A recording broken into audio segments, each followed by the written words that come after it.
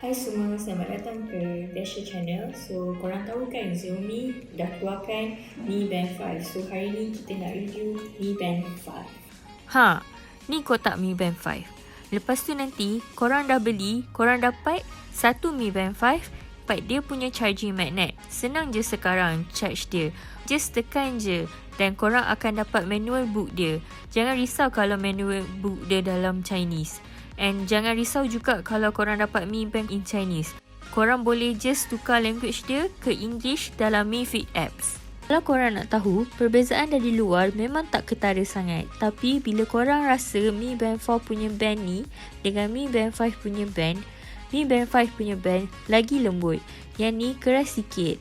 And then, dia punya screen yang ni, diorang besarkan lagi 20%. So, kalau lepas ni korang beli, segala notification korang akan nampak lebih jelas. Compare dengan Mi Band 4, tak berapa besar kan? So, tak ada alasan korang tak beli sebab semua ada dekat sini nanti.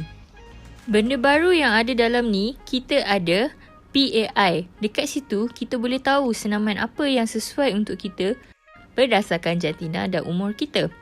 Lepas tu, kita ada heart rate juga. Heart rate kali ni lagi tepat tau. Kalau nak tahu lagi, kenalah subscribe dan tunggu video dari kita orang. Untuk semua peminat-peminat SpongeBob, korang pasti suka benda ni. Cuba tengok ni, comelkan dia senyum, korang boleh pilih semua karakter dekat Mi Fit apps ni. And dia semua wallpaper yang bergerak tau. Dibandingkan dengan Mi Band yang lain, semua tak ada fungsi ni. Hanya Mi Band 5 sahaja yang ada. Kalau korang nak, korang boleh tukar je apa-apa karakter yang korang nak dekat dalam Mi Fit apps. Sekarang kita masuk dekat workout mode. Ditambah lagi 5 mode iaitu cycling, elliptical, rowing machine, yoga dan jump rope. So semua ada 11 dalam ni. Mesti korang suka kan si gym junkies ni? Sekarang untuk akak-akak yang minat selfie or nak wifi tanpa pegang phone dekat tangan. Sekarang Mi Band 5 ada remote camera shutter tau. Cari je modal dalam Mi Band 5 ni, tekan kamera dan ready 1, 2, 3 tekan. Senang kan? Mesti korang suka. Lagi banyak lah selfie korang lepas ni. Kita juga ada fungsi stres. Dalam fungsi stres ni, dia akan menguji tahap stres kita. So, bila kita pakai, if kita ni ada stres, dia akan vibrate dan bila dia vibrate, dia akan bagi tahu kita untuk bernafas dengan cara yang elok supaya kita akan terus bertenang. So, untuk korang-korang yang ada masalah stres bila ada meeting or kena jumpa dengan bos, memang patut korang beli ni. Kita ada fungsi cycles. Dalam cycles ni, korang kena isi semua form dekat dalam Mi Fit apps dulu baru korang boleh guna tau. Bila korang dah boleh guna, tiap kali korang nak datang period, dia akan hantar notification dekat korang.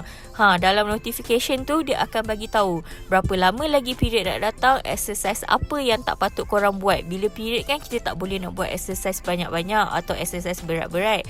Masa tu bolehlah korang prepare nak beli apa ke, nak buat apa ke, kena makan apa ke, korang boleh plan everything. Korang boleh plan daripada awal. Okay. Korang jangan risau. Dia punya bateri sama je macam Mi Band lain. Bateri dia memang tahan sampai 14 hari. Tapi sebab kita ada benda baru iaitu wallpaper yang bergerak tu, macam SpongeBob yang comel ni, sebab benda baru ni, kita tak tahu lagi bateri dia boleh tahan berapa lama kalau guna yang gerak-gerak ni. So, kalau macam tu, korang nak tahu lebih, nantikan video lain daripada kami di Dasher Channel. Memang best. So, kalau korang nak beli, korang boleh beli Mi Band 5 ni dengan kita orang dekat Dasher. So, jangan lupa subscribe and like kita orang punya video sebab lepas ni kita akan update dengan lebih banyak tentang Mi Band 5 ni. So, kalau korang nak beli, korang boleh beli dekat link dekat bawah ni. Ada Lazada dengan Shopee. Okay, that's all. Thank you.